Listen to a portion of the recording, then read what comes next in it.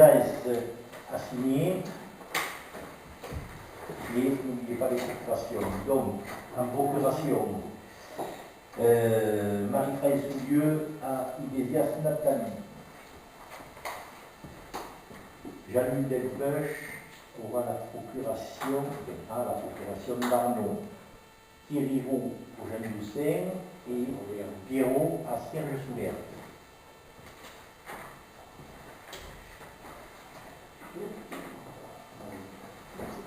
Donc n'oubliez pas de signer pour vos procurations. Alors j'ai entendu avant de venir ici, c'est à la télévision, qu'à Paris il n'y avait eu que 80 000 manifestants. Cet après-midi j'étais à Toulouse. Et si à Paris il n'y a eu que 80 000 manifestants, à Toulouse il n'y en avait que 80. Voilà, on donne 1 300 000. Il y avait du monde à Toulouse. Des caractères, des Et il y a le nom de foot. Non, il n'y avait pas de match de foot du tout. Ils attendaient le défilé au carrefour Jean Jaurès. Je vous demanderai de rajouter 2 points à l'ordre du jour avant de commencer la séance.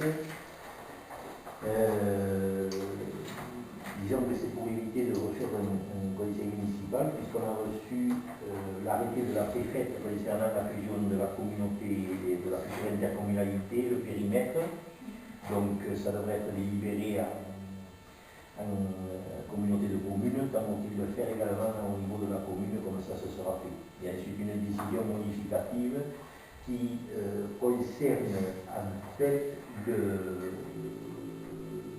virement de la section, en ce qui concerne l'achat du matériel, puisque, je vous le dirai tout à l'heure, au niveau assurance, sur le vote, il y a eu du matériel et que pour le moment, assurance, on a, je vous le dirai tout à l'heure. Non. Voilà, je le soumets au vote, il y a les dispositions de votre compte. Donc, nous démarrons l'ordre du jour. Alors, donc c'est le premier, l'approbation du compte rendu du 11 avril. Y a-t-il des remarques sur ce compte rendu?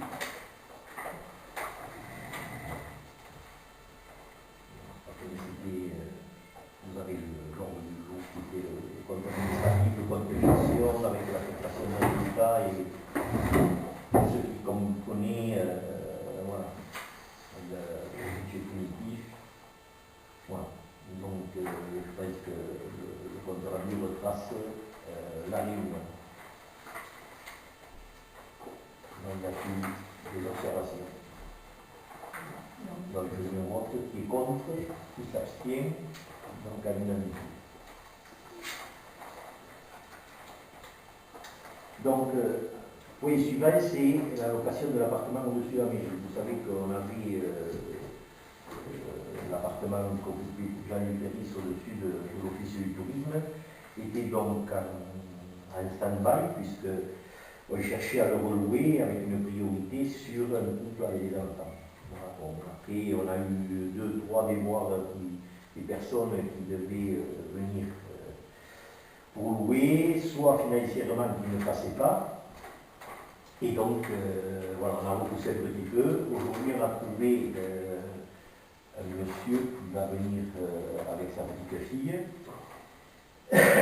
suite à une séparation. Donc, voilà, je vous propose de louer cet appartement. Donc, ce qui était, comme il était au niveau du prix de loyer mensuel, 500 € et 50 € de charge mensuelle. Donc, cet appartement pourrait être loué à M. Damien Guinel.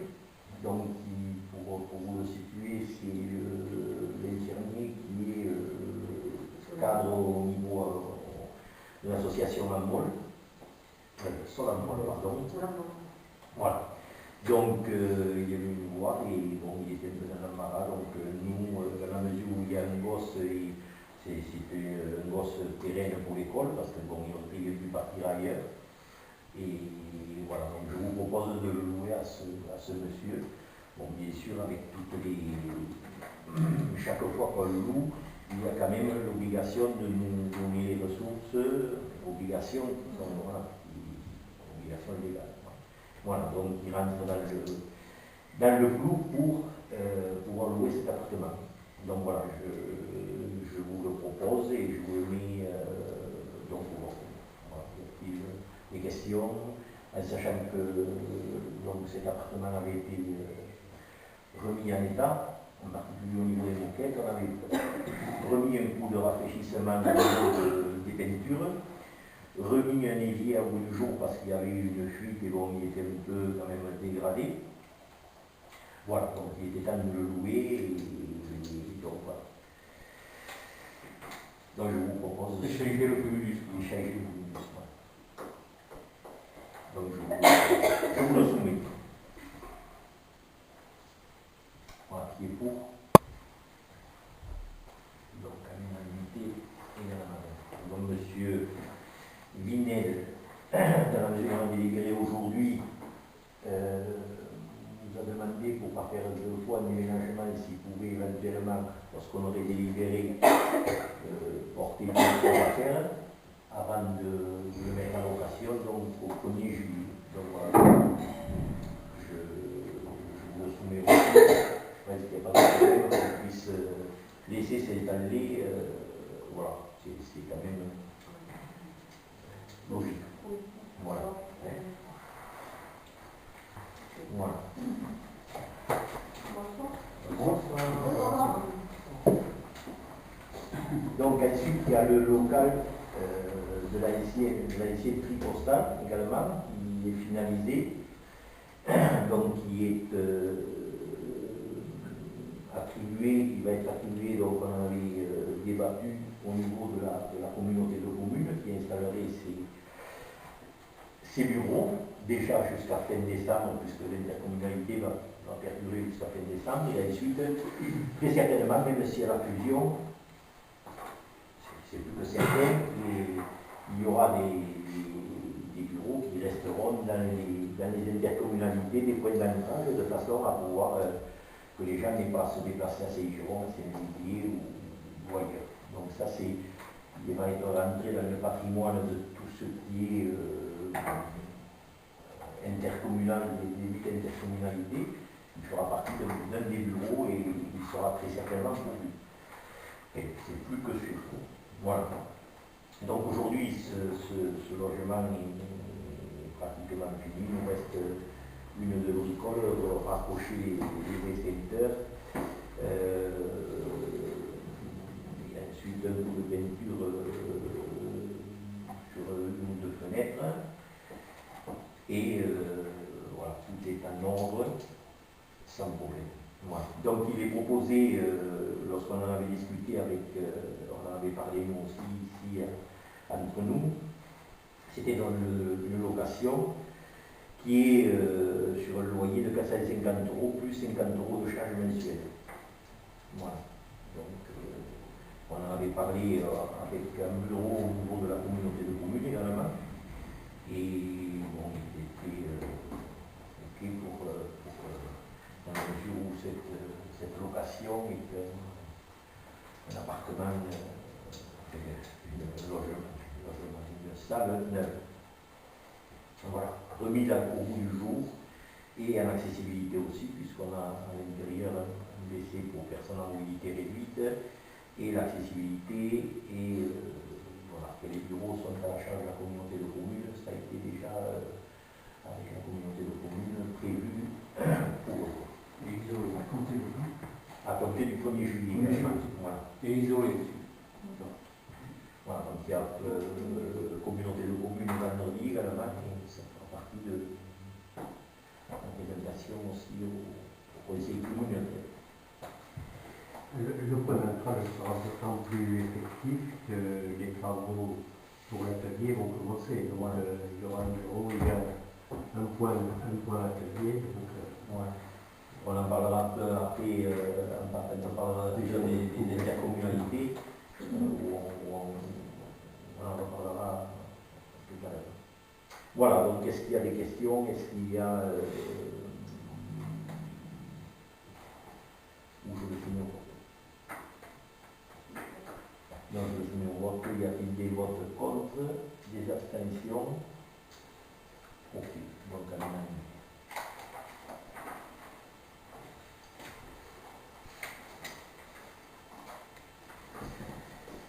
En ce qui concerne les deux points suivants, convention CLIC et subvention 2016, exonération de la taxe d'habitation, je demanderai à ce que nous participions à un vote à bulletin secret.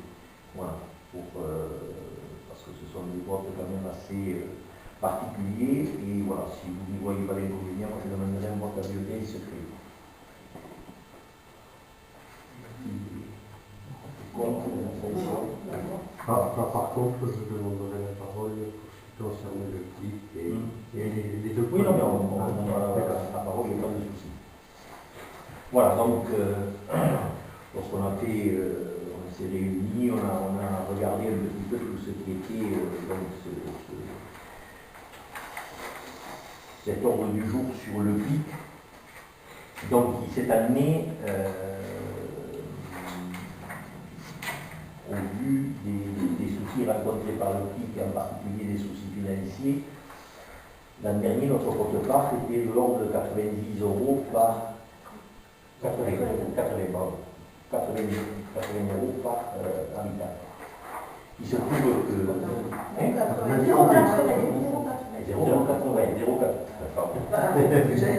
0,80 centimes par habitant. Donc il se trouve que suite aux réunions du CLIC,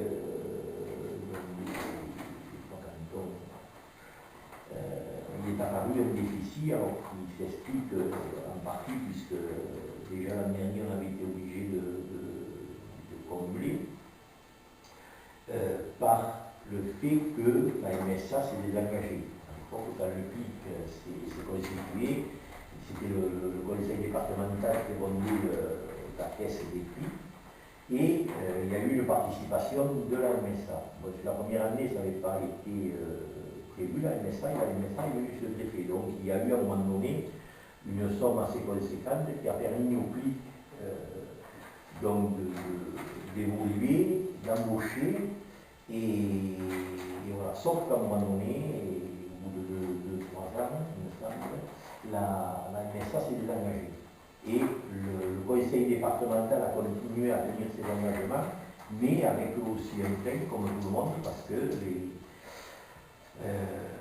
les finances départementales, quelles qu'elles soient, ou communales, c'est toujours les mêmes qui abondent cette caisse.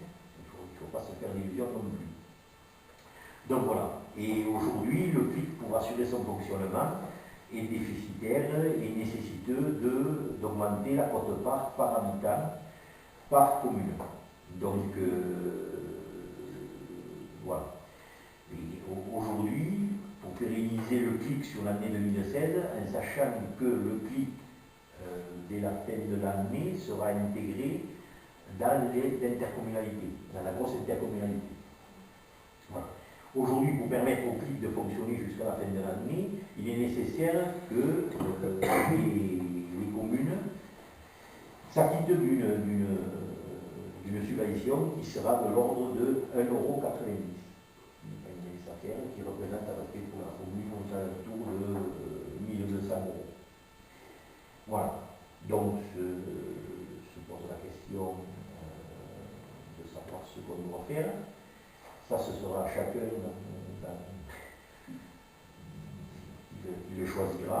Et donc, on respectera le vote qui sera effectué. Voilà. Et Pierre, si tu veux ajouter des commentaires, parce que tu veux intervenir. Oui, j'étais absent à la précédente réunion sur le CLIC, où je vous avais écrit justement pour reparler de cette affaire-là. Je ne reviendrai pas sur le fond de l'affaire, puisque l'État a fait ses 11 clics en Ariège, au détriment du service des assistances sociales qui était censé effectuer le travail. Je pèse mes mots parce que justement le conseil municipal l'a fait remarquer que les assistances sociales et le conseil général ne faisaient plus leur travail, n'allaient plus au fin fond de la campagne. On fait du millefeuille, c'est-à-dire qu'on crée un service, on crée le besoin, alors que le service existait, et maintenant, eh bien, on n'a plus l'argent, braves gens, il faut le payer. Comment mettons en place les assistances sociales? C'est tout. Puisque c'est une vocation départementale. Le CLIC, je pensais qu'il serait intégré au département en 2017, mais apparemment, il doit être intégré à la grosse intercommunalité. Donc ça veut dire que si le département se désengage à nouveau progressivement, c'est quand même l'intercommunalité qui lève l'impôt qui nous fera payer les services du CLIC. Je rappellerai quand même qu'en 2015, 53 visites sur le territoire de Sainte-Croix-Volvestre, du canton, sur 12 communes, c'est-à-dire moins de 5 visites par mois. Sachant que lors d'une visite, il n'y a pas forcément un dossier à constituer, et soyons généreux, s'il y avait un dossier à constituer, sur la base d'1 heure de travail par dossier, ça ferait 53 heures. Il y a eu 4 permanences de 3 heures par mois, soit 132 heures. Nous avons un total travaillé de 132 plus 53 égale 185 heures annuelles. Pour mémoire, un travail à temps complet est de 1540 heures. Les chiffres parlent d'eux-mêmes. En ce qui me concerne, je n'ai pas changé de position. Je voterai contre l'augmentation de la subvention au CLIC, étant opposé à ce service. J'ai entendu dire quand même que l'ACER s'était déclaré ouvertement comme quoi il ne voterait pas la subvention. Et j'ai entendu dire aussi qu'une commune aurait dit que si l'ACER ne cotisait pas, et si d'autres communes ne cotisaient pas, ils ne cotiseraient pas non plus. Il faut dire aussi que les locaux sont payés par la CCPA, si je ne me trompe pas. Le loyer, ils n'ont pas de charge ni d'électricité, ni d'eau, ni de téléphone, c'est à la charge de la CCPA. Tout à fait. C'est exact. Et à la limite, la limite de 200 € qu'il faudrait donner, c'est sur une année. Donc il resterait 6 mois, à la limite, il faudrait donner. Non, mais les 6 mois qui restent, c'est l'exercice 2016. Ah, oui, c'est sur l'ensemble 2016. Aujourd'hui, en fait, si ces subventions ne sont pas votées, le CLIC va se retrouver déficitaire et je ne sais pas, parce qu'il y a l'Assemblée générale du CLIC mercredi prochain. Donc en fonction très certainement des retours qu'ils auront eus, il y aura un problème. Et quelque part, il faudra que quelqu'un le prenne en charge. Alors sous quelle forme, je n'en sais rien. Après, j'entends bien Pierre, et bon, on avait débattu assez longuement sur le fait qu'il ait mis le feuille. Bon.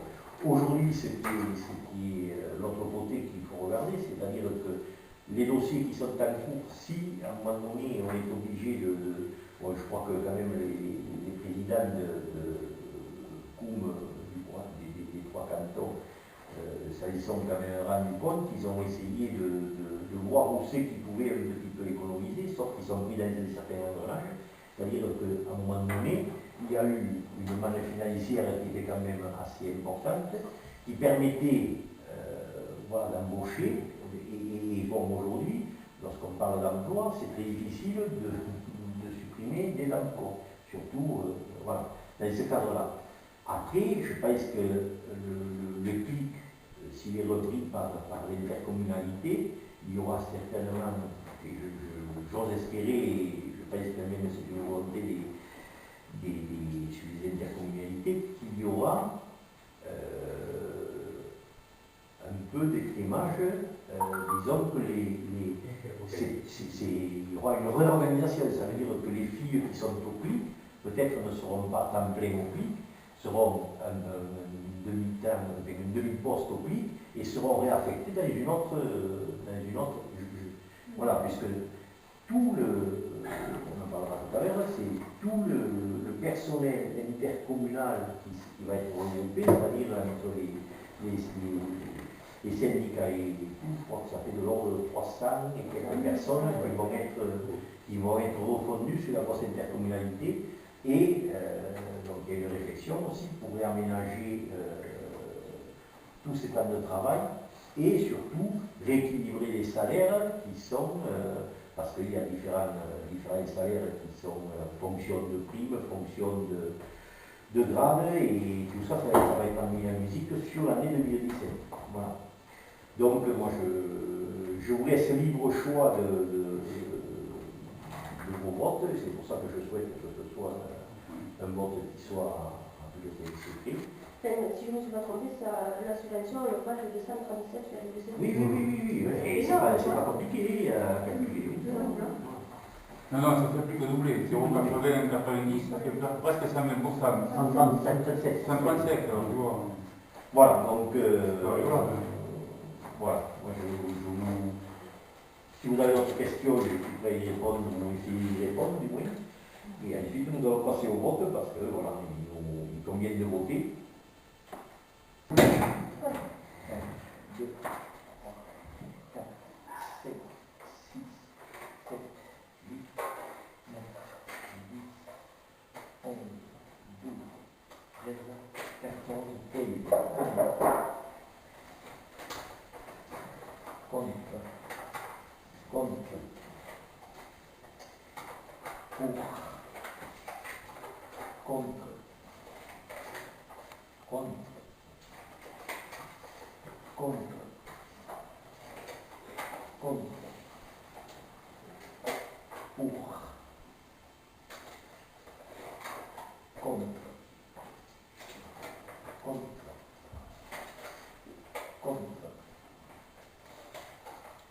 Contre. Pour. Contre. Et contre. 3, 5, 10 contre et 5 pour. Allez. Donc, nous ne voterons pas la subvention.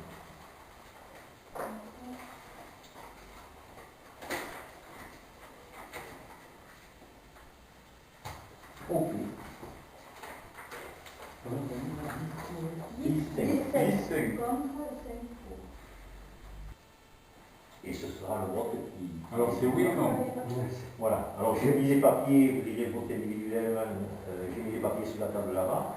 J'ai une fossure qui est là, on mettra, vous pliez bien le papier. Et puis, donc ceux qui sont pour donner la subvention, eh bien, on met pour, et ceux qui sont contre. Voilà. Donc vous avez les stylos, vous avez les papiers, vous allez à tout le rôle, comme ça. Exonération de la taxe d'habitation sur les gîtes ruraux, en zone de revitalisation rurale, la taxe d'habitation. Donc le groupe doit faire part d'une demande personnelle, c'est pour l'ensemble des gîtes ruraux, locaux, des locaux classés donc en gîte, qui peuvent bénéficier d'une exonération de la taxe d'habitation à condition que le conseil municipal prenne une délibération dans ce sens. Voilà, donc je crois qu'on a fait un débat qui a été ce qu'il a été en dehors de ce conseil municipal. Il n'y a rien de particulier de plus à rajouter, si ce n'est voilà, une législation qui donne le droit, qui donne beaucoup d'ouverture à ces droits, sachant que donc ça fait les propriétaires, puisqu'on a 2 gîtes placés sur la commune de Saint-Claude, peuvent bénéficier de cette exonération, mais en contrepartie, c'est la commune qui se voit privée donc d'une taxe d'habitation. En contrepartie, puisque c'est de l'ordre à peu près de 20% sur la partie qui revient à la commune. Voilà. Qui vient pour la communauté de Pau. Voilà. Donc voilà, si vous avez des remarques particulières là-dessus, si vous avez des questions, des interrogations, voilà, on a pratiquement débattu une décision qui à prendre avant juillet pour qu'après, pour que ce soit applicable en 2017. Voilà. Donc dans notre âme et conscience, c'est pareil, ça fera partie d'un vote, secret, il n'y a pas de souci. Et voilà, soit on exonérera de taxe d'habitation des gîtes ruraux, soit on n'exonérera pas. Voilà, y a-t-il d'autres questions?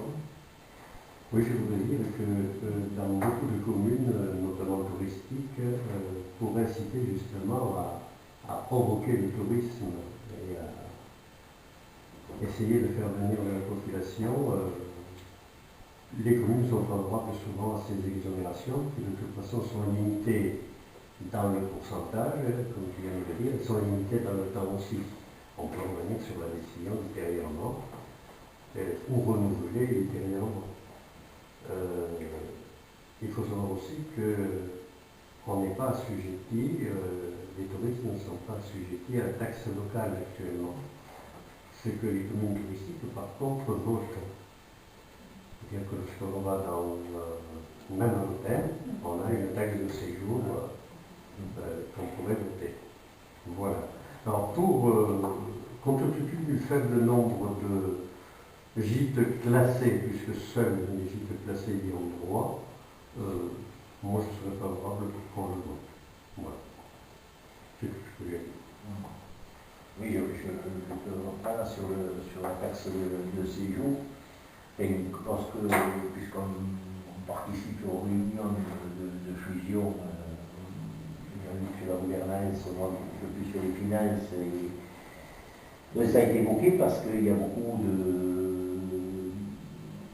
gîtes ou d'accueil sur l'eau salade, mettons, sur le Castillonnais, sur lequel est pratiquée effectivement la taxe de séjour. Donc là aussi, ce sera quelque chose qui sera réfléchi au niveau de la grosse intercommunalité, puisque le but de se regrouper aussi, c'est d'uniformiser tout ce genre de choses. Quoi. Il n'est pas normal qu'on fasse cette point, on ne le pratique pas, si on le pratique assez, voilà. Et là-dessus, les élus sont, je dirais, unanimes. Et bon, la réflexion qui est menée, c'est vrai qu'elle est, je veux dire, ouverte, pesée, et bon, voilà, ce sera quelque chose. Et comme tu le disais, effectivement, c'est les personnes qui viennent à un gîte ou n'importe où, c'est un plus pour un village, c'est un plus pour les commerces, voilà, c'est un tout. Mais après, bon, chacun, voilà, je laisse libre à chacun de donner son point de vue au travers du vote, et puis après, voilà. Est-ce que les communes dont tu parles, elles sont en zone de revitalisation? Les communes sur... alors, c'est ce qui va se poser au niveau de l'intercommunalité, parce que toutes les communes ne sont pas en zone de revitalisation. Mais est-ce que ça ne s'uniformisera pas? Je ne parle pas de la taxe d'habitation, je parle de la taxe de séjour. Quoi. Voilà. Mais la réflexion est menée là-dessus. La taxe de séjour en zone de revitalisation, c'est quelque chose d'un peu contradictoire. Oui, c'est pas possible. Mais je pense que ça risque d'être uniformisé. Quoi. Oui, voilà. Parce que peut-être qu'il y aura la question que je pose. Voilà. Je veux pas. Je sais que c'est une discussion, puisque ça, on en a parlé, mais pour le moment, ça n'a pas abouti, puisque quand même, il y a des prémices, il y a tout ce qui est fiscalité et budget qui est en train de se monter, puisqu'il y a un cabinet d'études qui a été chargé de cette. Donc, il devrait rendre ces études. Alors, normalement, c'est avant le mois d'août, parce qu'au mois d'août, il y aura un mois de patronage, ou au tout début de septembre. Voilà. Ça, mais je te rejoins, c'est un peu, oui, effectivement, contradictoire sur une zone de revitalisation où tu peux imposer. Après, la taxe de séjour n'est pas en soi quelque chose qui est énorme, parce que bon, partout, comme dans des villes un peu. Ça se fait, quoi, et voilà. C'est pas... La taxe de séjour, mais c'est tous les gîtes, tous les endroits, les hôtels, voilà. Non, mais les gîtes, voilà, les chambres d'hôtes, voilà. Pour nous, c'est pas significatif, mais il y a des communes qui sont plus, voilà, qui ont plus de... Voilà, s'il n'y a pas d'autres questions, eh bien, écoutez, on va faire comme je me porte et voilà, et puis,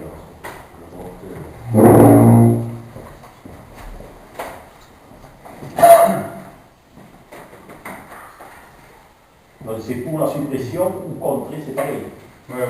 Pour, contre, pour. Pour.